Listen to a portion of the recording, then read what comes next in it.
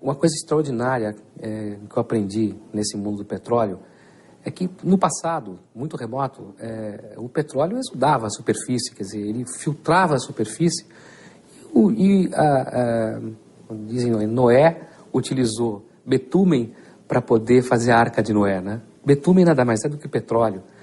Há indícios de que certos templos gregos tinham exudação de gás, por exemplo, como o de Oráculo de Delfos, em que a pitonisa de Delfos descia ao subsolo do templo e como lá havia emanação de, se não estou equivocado, de metano, ela entrava num barato e fazia profecias. Então, na origem do petróleo, você tem essa coisa extremamente curiosa de que a exudação, o petróleo foi usado, né? Foi durante praticamente toda a história escrita do ser humano, toda a história registrada, há sempre menções a ele. Os egípcios usaram petróleo na pavimentação de estradas, embalsamento de mortos e também na construção das pirâmides. O betume era amplamente utilizado pelos fenícios na calafetação de embarcações. Os chineses foram pioneiros na perfuração de poços utilizando o bambu.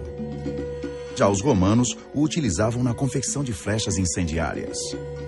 Nas Américas, o petróleo era conhecido pelos índios pré-colombianos que o utilizavam para decorar e impermeabilizar potes de cerâmica. E Marco Polo tem relatos sobre as exudações de petróleo em Baku e na Pérsia Antiga. Nós convivemos com o petróleo há milhares de anos, mas é somente no final do século XIX, com uma utilização mais cotidiana, que ele se torna um bem de primeira necessidade. Curiosamente, o querosene é o primeiro marco da exploração do petróleo. A iluminação, a indústria da iluminação foi o grande primeiro impulsionador da indústria do petróleo. Todo mundo associa petróleo a transporte, a energia. Não, a primeira grande empresa capitalista de petróleo foi voltada para iluminação, para a produção de querosene. Após a primeira e a segunda revolução industrial, a vida nas cidades sofre grandes mudanças. E surge a necessidade de se aproveitar produtivamente todas as horas do dia. Iluminar a cidade para que as pessoas pudessem trabalhar em períodos mais prolongados passa a ser uma preocupação de empresários, não é? E as pessoas que vivem na cidade e que começam a ser contaminadas por essa coisa fascinante que é a modernização, não é? Elas também acham que é interessante esse negócio de ter luz, né? Iluminar a rua, iluminar a casa. A demanda por materiais combustíveis para a iluminação, já por volta de 1840 na Europa, tem um crescimento muito rápido. E os lampiões, né? Seja de acetileno, seja de formas de gás, etc., passam a ocupar todas as cidades importantes onde tem um desenvolvimento industrial. E então a demanda por petróleo começou a aparecer, mas ninguém ainda tinha levado essa demanda a ponto de começar a aprofundar a pesquisa. Foi nos Estados Unidos, então, é que esse tipo de demanda apareceu, principalmente por existirem reservas a olho nu. Pela primeira vez na Pensilvânia, Estados Unidos, é descoberto o petróleo em grande quantidade. Uma nova febre se instala em todo o país, a febre do ouro negro. A fim de obter o cobiçado óleo de pedra, muitos investem nessa empreitada. O grande marco inicial da exploração do petróleo nos Estados Unidos é 1859, quando o Coronel Drake, que era uma pessoa meio mitológica, encontra, digamos, utilizando tecnologia de perfuração de minas de sal, ele encontra o primeiro grande poço de petróleo na Pensilvânia. Isto só aconteceu em 1859, em Titusville, Pensilvânia, nos Estados Unidos, quando Irving Drake cavava um poço em uma região seca. Não sabia ele que estava dando início a uma nova era. Basta dizer que há apenas um século, seu emprego mais frequente era como purgativo. mas logo descobriram que ele era muito mais útil dentro dos motores do que no estômago delicado das criaturas humanas. Bem, mas não nos antecipemos. Aí aparece uma figura extraordinária nos Estados Unidos, que é o John D. Rockefeller, né? Que era um sujeito de uma extraordinária intuição e criou, eu diria, quase que o germe da primeira grande empresa multinacional. Há até uma história que é clássica. Ele queria incentivar o uso do querosene, porque se usava muito querosene para iluminação. Ele então chega em Pequim, o chinês usava apenas óleo de baleia, óleo de peixe, e ele distribuiu cerca de 500 mil lampiões a querosene, com um pouquinho de querosene para cada um. De graça. Distribuiu aquilo tudo de graça em Pequim. E foi um sucesso. Só que quando acabou o querosene, o chinês não queria mais usar óleo de peixe. Aí teve que comprar querosene.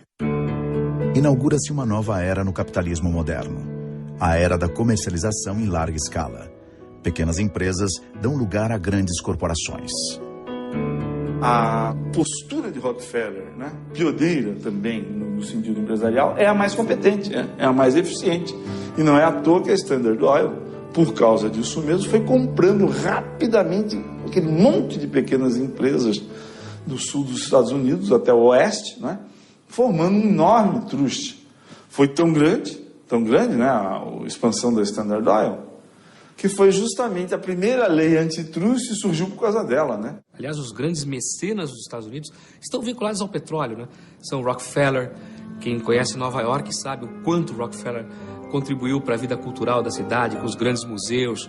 A própria doação do terreno onde funciona a ONU hoje pertencia à família Rockefeller.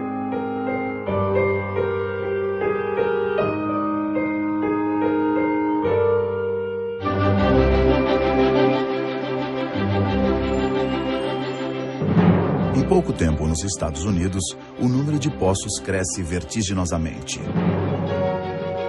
E no Texas, a partir de 1906, imensas jazidas de petróleo são descobertas.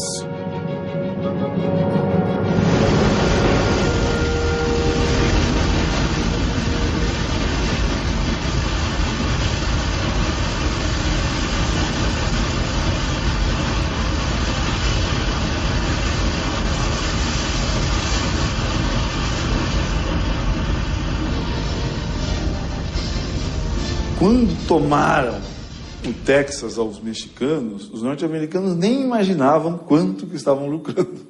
Quer dizer, já sabiam que era um imenso território onde dava para fazer, como se fez no início, né, toda uma produção agropecuária, né? Expandiram aquele monte de boiadas para todo lado, né? A riqueza agrária e agropecuária permitiu logo, né, as figuras dos cowboys, do Far West, né, criou toda uma mitologia em torno da conquista do Oeste. Mal sabiam eles quanta riqueza ainda havia para explorar ali embaixo. O petróleo, né, ao ser descoberto ali, ele permite formar mesmo, né, a transformação rápida do cowboy em magnata, né? On a little bitty no-account piece, only we had a run of luck. Only? Wow, a gusher come in last year. Oh, wonderful. Right now, it's bringing in $1 million. $1 million gallons? Dollars. $1 million a year? $1 million a month. Oh.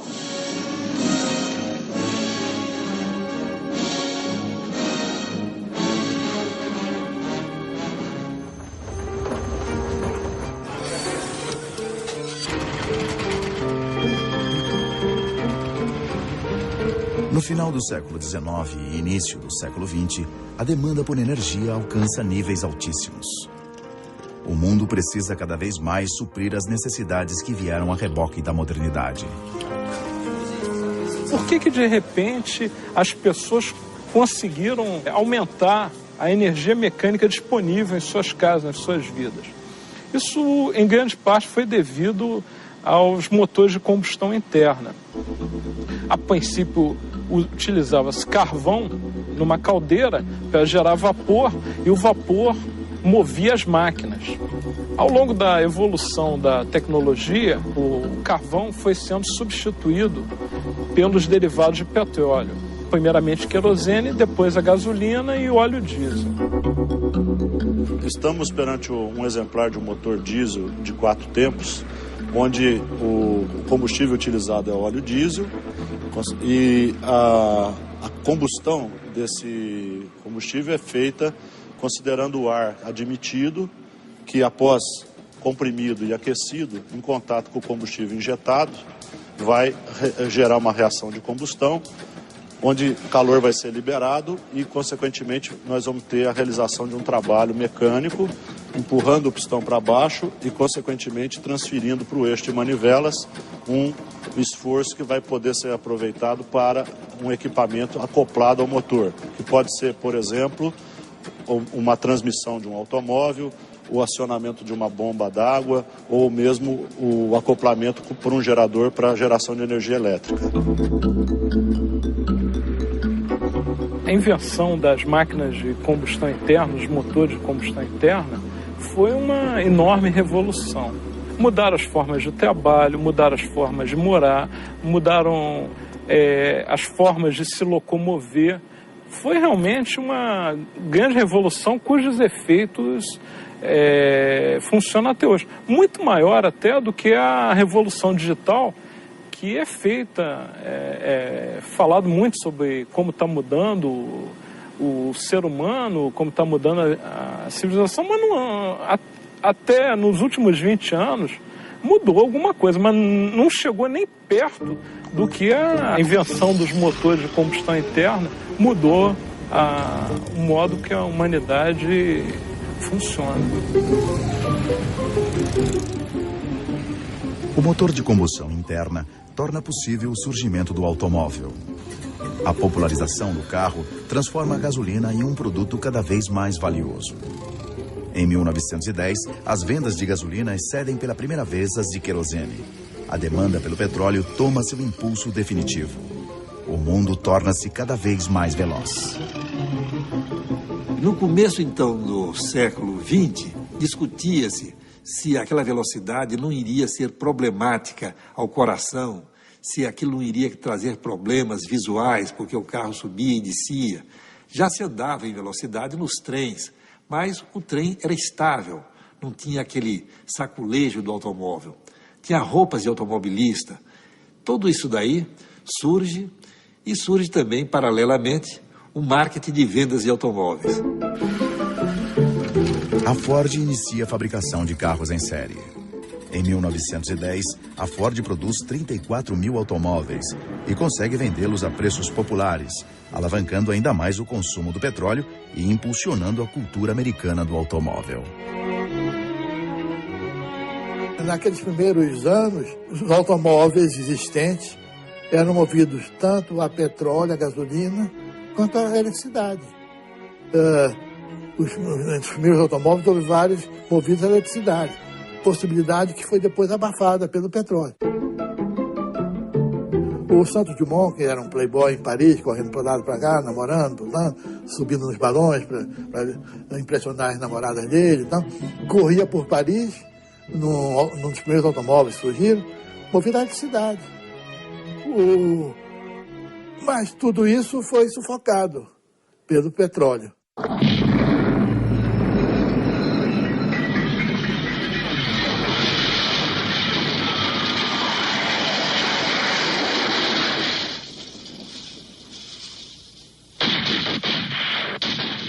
Já no início do século XX, o petróleo passa a ser um motivo de disputa e guerra entre nações. O Oriente Médio desperta o interesse britânico devido às suas imensas jazidas. A descoberta de que o Oriente Médio era um mar de areia sobre um oceano de petróleo levou os ingleses a toda uma operação diplomática que, durante o período da Primeira Guerra Mundial, aproveitou-se do fato da necessidade de destruir o Império Turco, que já vinha em acelerada decadência desde o início do século XX, dentro de um jogo já de conseguir o controle das fontes petrolíferas do Oriente Médio.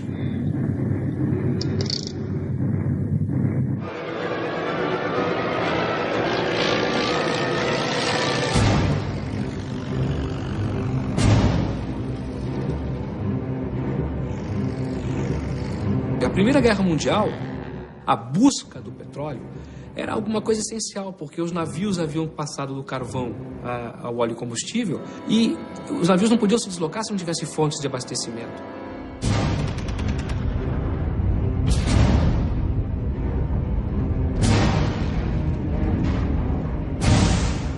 Com a Primeira Guerra Mundial, né, você tem os Estados Unidos começando a se tornar uma potência hegemônica. Então, para eles também interessa entrar nesse jogo colonial, entrar nesse jogo do comando, mas não através de qualquer forma de ação diretamente diplomática. A diplomacia fica guardada para os americanos como arma de segundo uso. O primeiro uso é a forma empresa.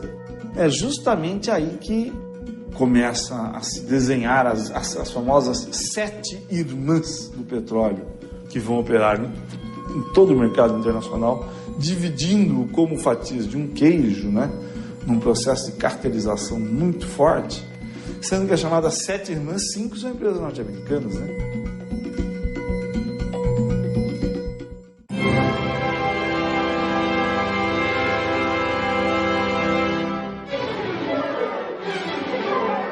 Alguns países julgam-se prejudicados na divisão das novas colônias.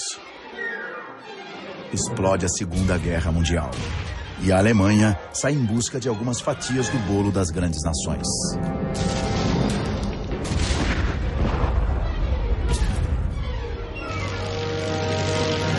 Ocupar o mundo com a sua investida implacável sobre a Europa Ocidental era algo tão importante quanto esse domínio futuro das fontes petrolíferas do norte da África e do Oriente Médio.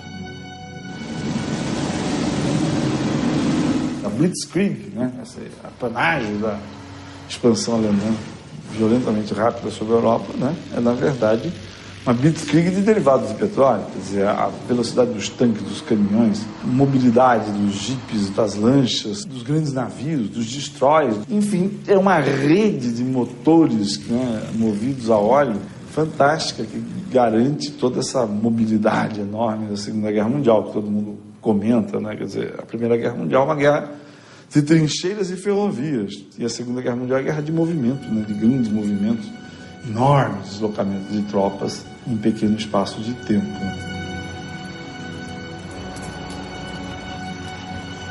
Mais uma vez, né, os norte-americanos estão levando vantagem nisso, né, porque eles realmente continuam sendo os maiores produtores e os maiores exportadores de petróleo.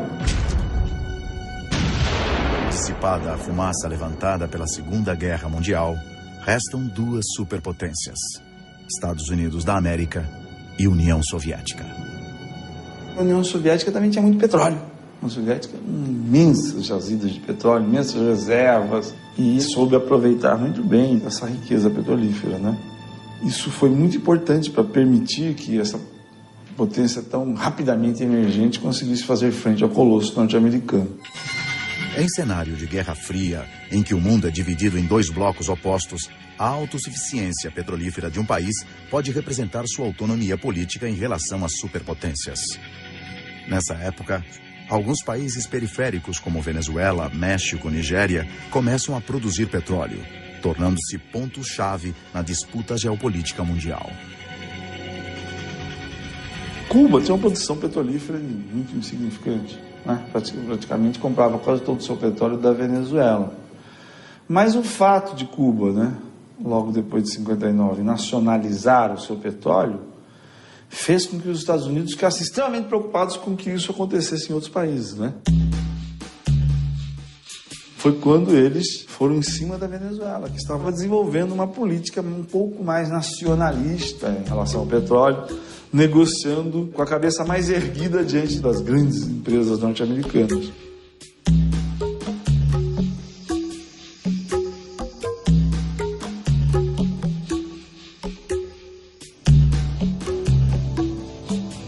O sistema internacional do petróleo estava montado no esquema de quem é rico fica rico cada vez mais, quem é pobre que se dane, não é?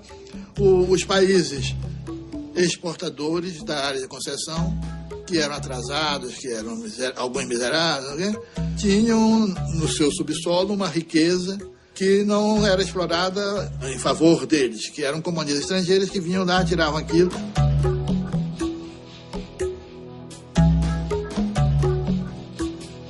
Foi justamente em 61, quando havia uma tendência dentro da Venezuela, no sentido de uma posição mais nacionalista em relação ao petróleo, que o ministro do petróleo venezuelano procurou o sheik da Arábia Saudita, né, para tentar conversar coletivamente sobre como os exportadores, produtores de petróleo podiam ter acesso a um controle mais efetivo sobre essa comercialização. Em 1960 nasce a OPEP, reunindo os 5 maiores países produtores de petróleo: Arábia Saudita, Irã, Iraque, Kuwait e Venezuela, que juntos representavam mais de 70% da produção mundial. O objetivo da OPEP era assumir o controle da produção e dos preços do petróleo, enfrentando o poder das companhias internacionais. Se há, em determinado momento, uma tendência à baixa, o que esse grupo de países produtores poderia fazer? Diminuir a cota de produção de cada um dos seus países membros. Na década de 70, o Oriente Médio, onde se localizavam 2/3 das reservas mundiais de petróleo, torna-se uma região de conflitos, produzindo instabilidade e incertezas nos países importadores de petróleo.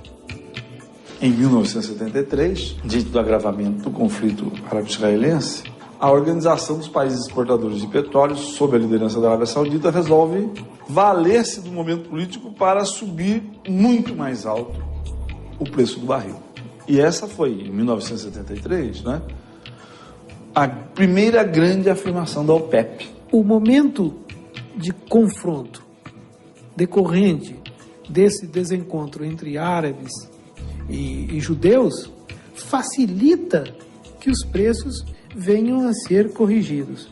E vejam que foi de $2 e tantos por barril para coisa em torno de $11. Essa primeira crise importante de 73, ela ainda se deu num momento em que ainda havia uma grande liquidez internacional. Havia muita facilidade de empréstimos, havia muito dinheiro rolando. Mas justamente por isso, justamente por causa dela e das consequências dessa crise, a liquidez internacional foi diminuindo. No final da década de 70, essa liquidez internacional está baixa quando vem o segundo choque de petróleo, né? O segundo choque de petróleo também comandado pelo OPEP, 79. Aí a coisa pesou, quer dizer, foi muito mais pesada, não só o crescimento do preço do barril até mais de $30, como também o fato de que pagar o petróleo ficou mais difícil, entendeu? Houve muito mais endividamento. E aí a questão do petróleo e a questão das crises de petróleo passam a ser muito mais uma jogada financeira, né? Não é mais agora uma jogada política e de produção, é uma jogada financeira. O petróleo torna-se um produto fundamental no mercado especulativo internacional. As crises abalam os preços, a economia mundial e a vida cotidiana das pessoas.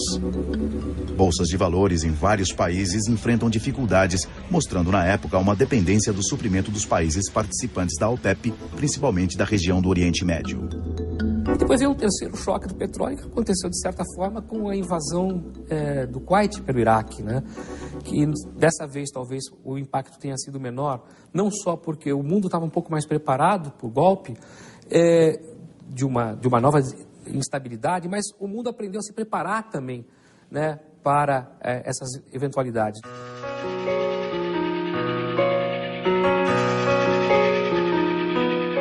As tensões no Oriente Médio continuam nos dias de hoje, causando oscilações de preços no mercado de petróleo. E o petróleo segue desempenhando um papel importante na economia mundial, redefinindo fronteiras e fazendo história.